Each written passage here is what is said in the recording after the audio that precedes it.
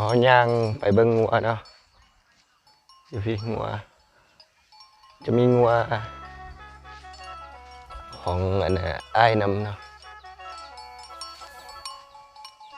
นี่มันเลี้ยงงัว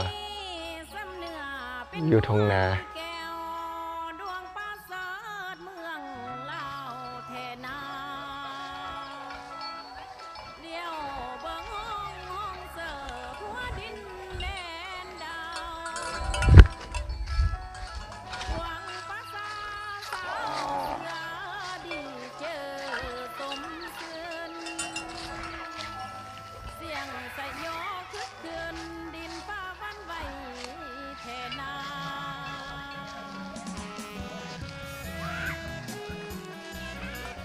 นี่วะ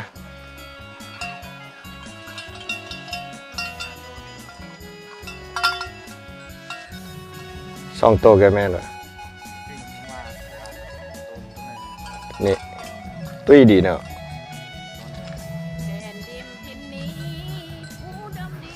มันนี่นุ่งเสื้อแดง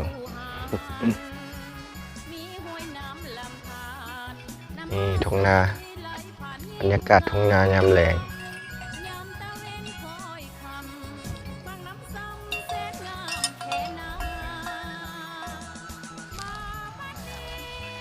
ก็น้อยอ่ะ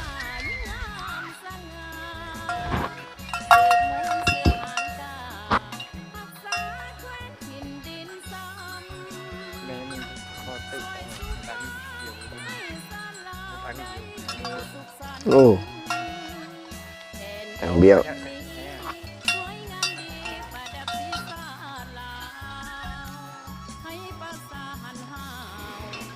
โอเคอันนี้ก็คือบรรยากาศทงนา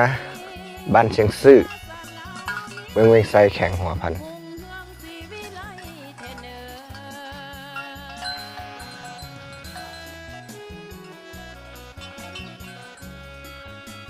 บรรยากาศอ้อมห้อมสำหรับใครคิดฮอดบ้านเนาะเบิ่งวิดีโอนี้ได้